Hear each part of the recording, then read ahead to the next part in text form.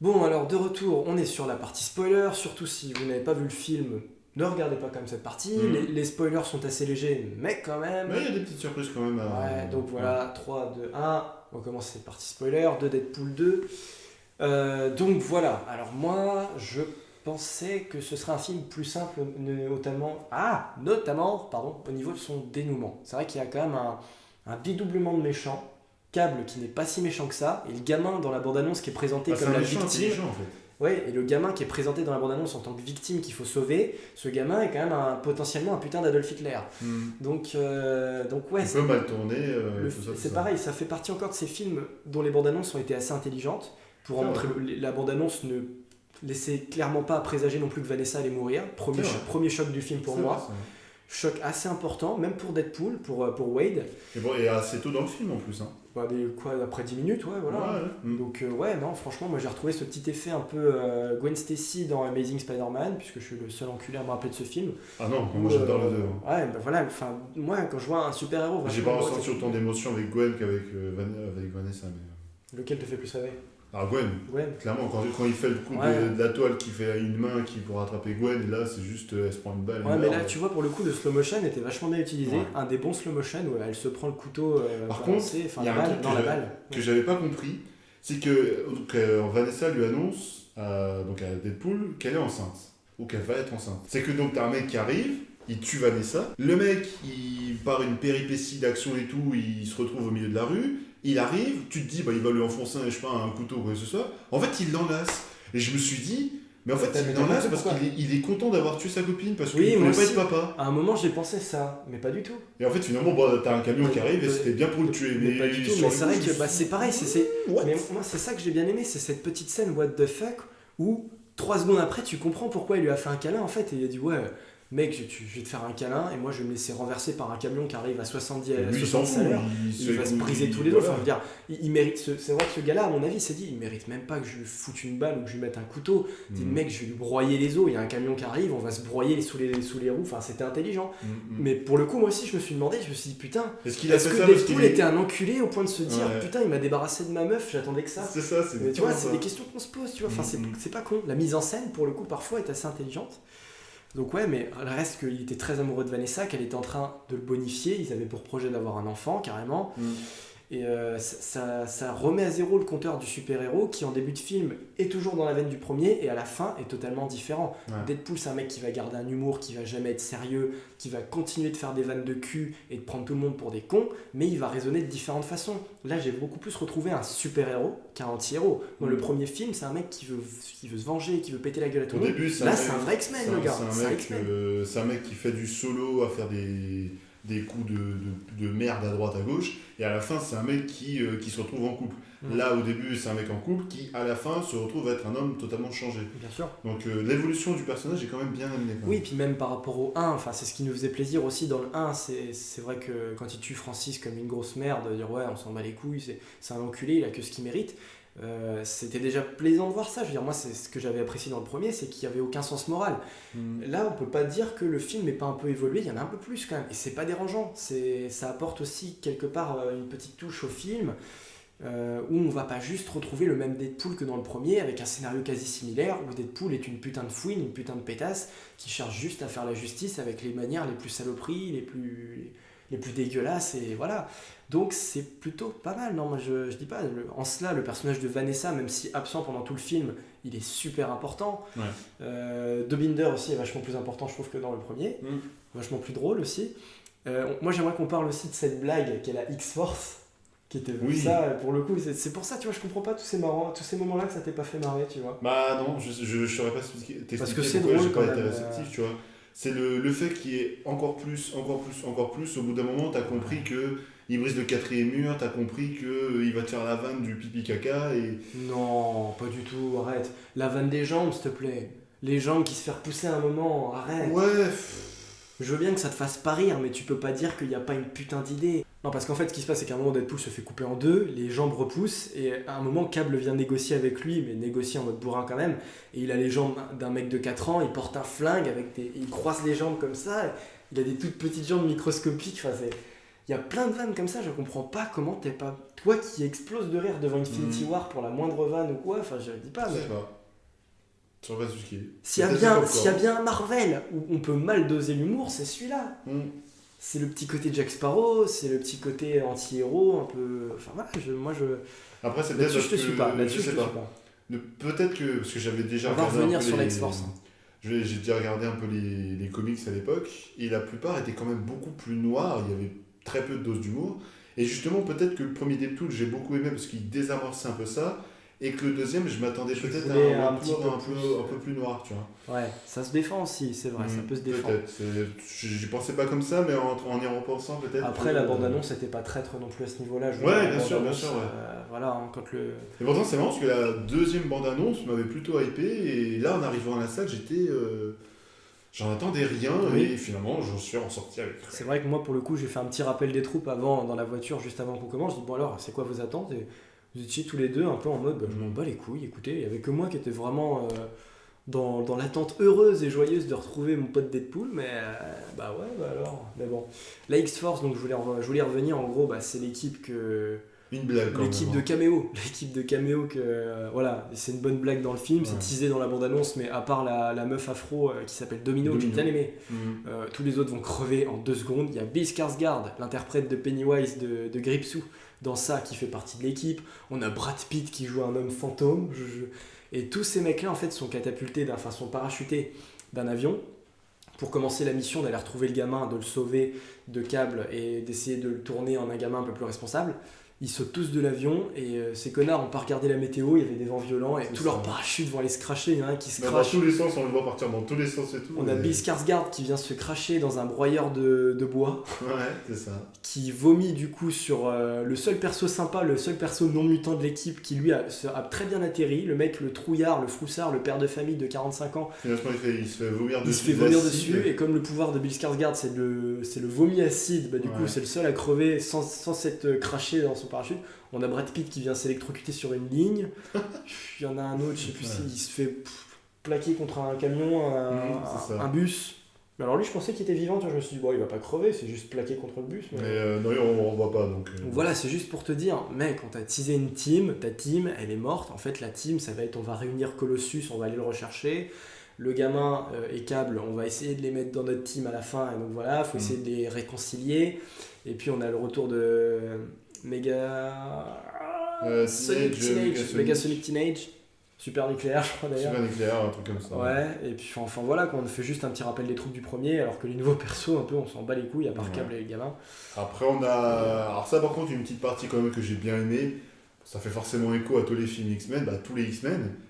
Et on voit le fameux petit caméo où il ferme la porte. Le caméo. Ça, j'ai aimé. Ça, il dure vraiment pas longtemps, faut vraiment le voir. Tous les persos des nouveaux X-Men, c'est-à-dire Charles Xavier en tant que James McAvoy. Qui fait le Jean Grey, la jeune. Enfin voilà, tout le petit groupe, Ty Sheridan en Cyclope, etc. Et en fait, Deadpool relance la vanne du premier en disant putain, mais votre manoir il est toujours aussi vide, là ils sont passés où tous les X-Men? Et on voit qu'ils ferment la porte, ils viennent se planquer. Alors la vanne est bonne, mais pour le coup, je me suis dit, c'est dommage qu'ils débarquent pas en mode surprise, genre c'est nous. Moi j'aurais préféré. J'aurais bien aimé qu'il y ait un petit Cyclope qui arrive dans le film, tu vois, qui soit. Ouais. Tu vois, je me dis, mais c'est rigolo de vous voir, mais pourquoi vous vous cachez? Ça aurait été plutôt marrant qu'ils soient tous dans le fond, tu vois, qu'ils l'attendent. Et par exemple, Deadpool aurait dit, mais j'en ai rien à foutre de ces enculés qui peuvent tous aller se faire voir ou quoi. Et là, tu vois, il serait sorti derrière. Enfin, pour le coup, je trouve que c'était une des seules. Mais au moins, ça permet. D'assumer l'univers X-Men qui est pleinement... Aussi, mais ça permet en parallèle de beaucoup plus développer Colossus aussi. Que ce soit dans les scènes de combat ou sa relation avec Deadpool, par contre, la scène où il le prend dans les bras, ça j'ai bien aimé. Avec Colossus qui est, moi je trouve aussi mieux fait, je l'ai vu dès le début, qui est vachement mieux fait en termes de synthèse que dans le premier. Il est plus chromé, plus brillant, un peu plus fin. Et on va dire, dans le premier c'était limite un monstre Colossus, quoi. Alors, on le reconnaît plus sous ses traits humains. Je me suis même demandé à un moment si c'était pas un changement d'acteur qui avait produit tout ça. Alors j'ai pas vérifié. Je sais pas. À mon avis c'est toujours le même acteur, mais ils l'ont vachement plus bossé. Ça se voit dans Deadpool aussi, il y a peut-être certains éléments où ils se sont dit bon, c'est Deadpool, enfin voilà, peut-être qu'on n'y croit pas trop non plus, on va attendre de voir si ça marche. Et ils ont quand même soigné 2-3 petites choses. C'est ce que je te dis, il y a un petit côté émouvant, un petit côté émotionnel, on a de la recherche de personnages, on a un peu plus d'écriture, un petit peu plus d'interaction. Et puis on a, pour moi, le vrai point fort, là par contre qui m'a fait vraiment plaisir, le fléau, qui était pour moi une catastrophe dans X-Men 3. Là, pour le coup, je suis pas et, d'accord avec toi. et qui est très réussi, il est monstrueux, il est puissant, putain, le bordel, Tu déchiquette. Attends, excuse-moi, tu l'as trouvé plus réussi que dans X-Men 3? Je suis le seul connard à aimer X-Men 3 à ce point-là. Non, je suis Il pas. n'est pas exploité du tout dans Je celui-là. suis pas un hater de X-Men 3, mais il était vraiment pourri. Tu le trouves développé dans celui-là? Hein? Enfin, je veux dire, là pour le coup, j'aime bien le film, mais le fléau n'a pas servi à grand chose dans celui-là. Bah, il était... À part foutre un combat contre Colossus entre deux grosses bêtes de béton. Oui, mais on te le tease pendant une petite partie du film. Tu vois, c'est parce qu'il y a que un du gros film. monstre qui est dans la prison, on sait pas qui c'est, on dit que c'est le fléau, et bah ça te fait en relation avec tout l'univers X-Men. C'est quand même stylé, tu vois. Moi, ça, j'ai bien aimé. Ça, j'ai bien aimé, tu vois. Ouais. C'est pas ce que je retiens du film du tout, moi. Mais alors, et pas moi, du ça, tout, mais... ça a été une bonne surprise, perso. Bon. Parce que même sur le gamin, je trouve qu'il a pas eu tant d'influence que ça, il était pas si... Non, En fait, c'était plus un délire pas mal de délire temporel, qu'on peut voir pas mal dans l'univers de comics en général. Et c'est encore bien foutu, je trouve, dans l'univers X-Men, tout ce qui est délire temporel, à part Apocalypse.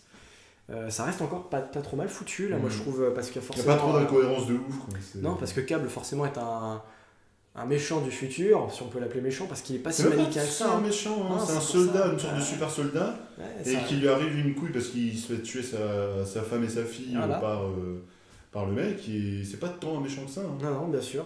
Donc ouais, pour rien que ça, lui aussi, il est pas si manichéen que ça, il est plutôt intéressant, son voyage dans le temps est pas trop mal foutu, bien utilisé, bien que ça fasse un peu retourneur de temps made in Harry Potter, mais bon... Un petit peu, ouais. C'est quand même... voilà, il y a quand même les limites du temps qui sont fixées dans le film. On va parler de la scène post-générique maintenant, puisqu'on est là-dessus.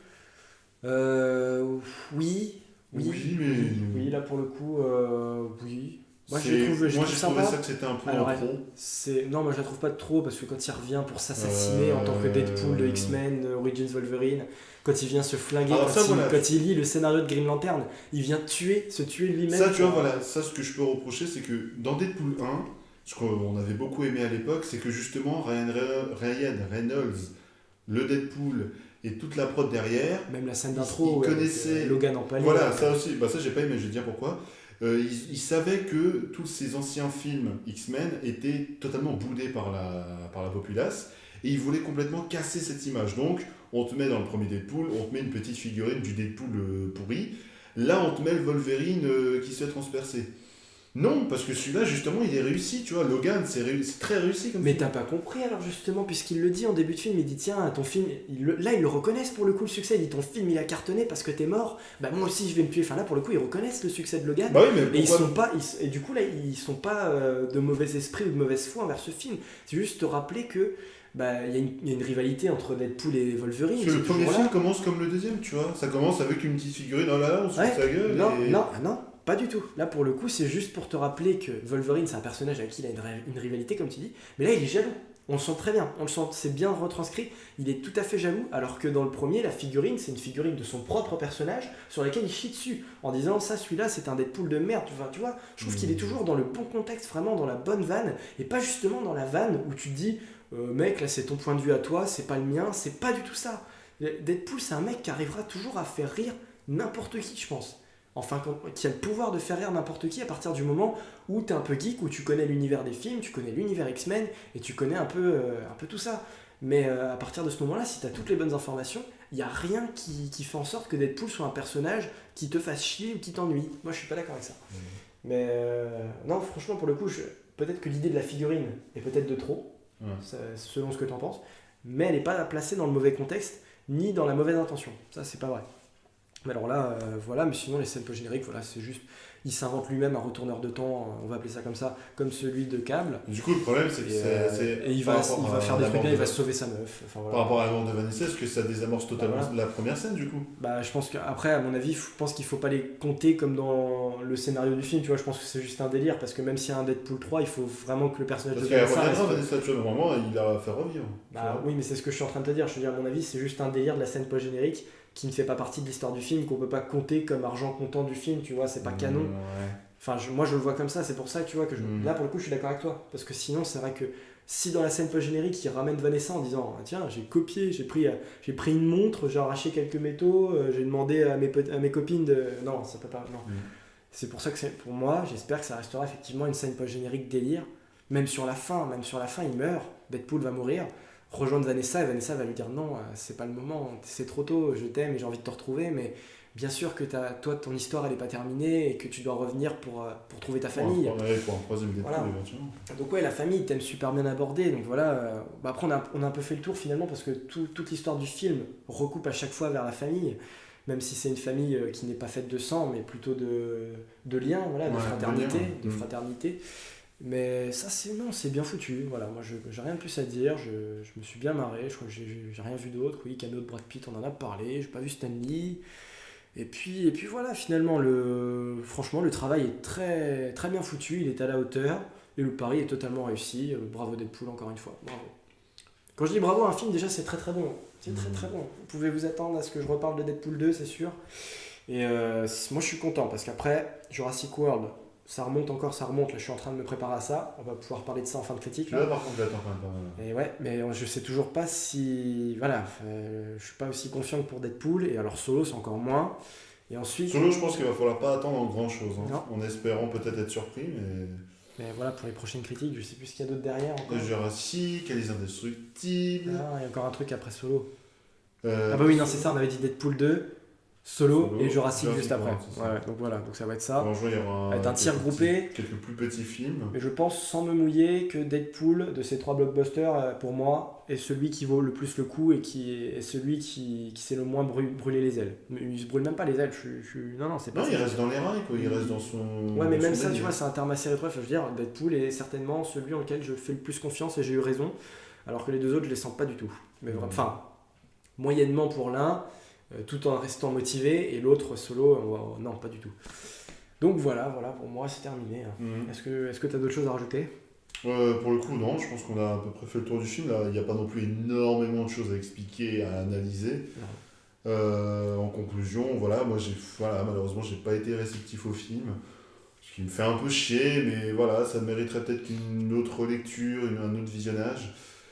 C'est dommage, mais je pense que je serais vraiment dans une minorité, parce que je vois même sur les réseaux sociaux, j'ai regardé sur Twitter, la plupart des gens ont été vraiment complètement... ont vraiment adoré le film. J'ai l'impression que tu as juste un problème avec l'humour, parce que le reste, t'as pas l'air d'avoir... C'est plus un problème avec l'humour qui est trop dans la continuité. Mais c'est bizarre, que ça t'empêche de savourer le film. Moi je vois trop l'effet marketing derrière. Il n'y a pas de marketing, de quoi tu parles ? C'est pas un film qui est fait pour vendre des jouets aux enfants. Non, mais tu vois Deadpool sur une chaise en train de se faire le shower avec les balles. C'est fait exprès, Oui, d'accord, ok, mais je veux dire, c'est pas un film qui est fait pour vendre des jeux aux enfants. C'est pas un film qui est fait pour qu'on fasse des pubs à la télé ou des trucs. Je veux dire, justement, c'est ça. Tu vends ces teaseuses, mais c'est pas marketing, c'est pas le bon terme. C'est pas le bon terme, que c'est pas un film commercial, pas du tout. C'est un film qui se prive du jeune public pour donner encore plus ce qu'on a envie de voir. C'est ce que je disais, c'est des choses que Disney ne peut pas se permettre, c'est des choses que bien des studios ne peuvent pas se permettre. Universal, c'est pareil. Mais non, voilà, je veux dire, ça fait du bien, on peut pas chier là-dessus. Et moi, je suis très inquiet de savoir ensuite qu'est-ce qu'ils vont en faire maintenant qu'ils ont le contrôle de 20th Century Fox. Il faut pas chier. Il y a que, en ce moment, je trouve que je suis désolé, mais tout le monde tape sur les films de la Fox, mais il y a que les films de la Fox, pour moi, à peu de choses près, dans ce que je vois en ce moment, qui savent justement trouver des véritables films pour adultes. En ce moment, sinon, c'est un peu, à part ça, c'est un peu chier. Aller voir des films d'horreur, sinon, mais des vrais films d'adultes, on n'a aucune retenue, on est en roue libre et on te montre la vérité telle qu'elle est. C'est chez la Fox que ça se passe, quoi. Avec La Forme de l'eau, c'était pareil. Avec Alien Covenant, c'était pareil. On aime, on n'aime pas, mais ça reste du film quand même qui fonce. Il y a des scènes, il y a du sang, il y a plein de trucs. Enfin voilà, faut pas trop chier sur la 20th Century Fox. Et il faut pas trop parler de marketing avec eux parce que l'air de rien, ils ont déjà empoché le pactole et maintenant ils s'en battent les couilles. Donc voilà. Voilà. Est-ce qu'on a fini ici ? Bon, moi j'ai fini. Eh ben c'est bien, tant mieux. Non, franchement c'est cool. Moi j'ai passé une super bonne soirée.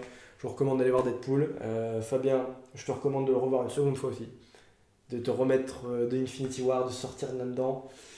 Non, parce que c'est un bon film. Deadpool est un très bon film. Non, objectivement, c'est pas un mauvais film, mais moi j'ai pas été réceptif. Voilà, le mot, j'ai pas été réceptif. C'est ça. Voilà. Bon, alors on se retrouve pour d'autres critiques. Fabien, toi, je pense qu'on te retrouvera certainement pour la critique des Indestructibles. J'ai envie de le voir avec toi. Bien c'est un sûr. film qu'on attend même tous les deux. Jurassic, machin. Alors tout cela, je sais pas trop encore. Faut que je vois. Faut voir. On verra pour le reste. Surtout Ant-Man. Mais surtout, Indestructible. Par contre, Ant-Man, dès qu'on en reparle. Indestructible, Ant-Man, ça on va voir. Ouais. Donc voilà. Quant à nous, on se retrouve pour des vidéos actu, pour une vidéo de Bienvenue à bord au Parc Astérix qui arrivera bientôt, et pour la critique prochaine de Solo, A Star Wars Story, que j'irai voir la semaine prochaine. Voilà. Donc c'est tout pour cette critique. Merci à toi Fabien. À la prochaine. À la prochaine. Quant à moi plutôt, je vous conseille d'aller voir Deadpool 2 vraiment avec beaucoup de plaisir et avec le sourire. Salut à tous. Ciao.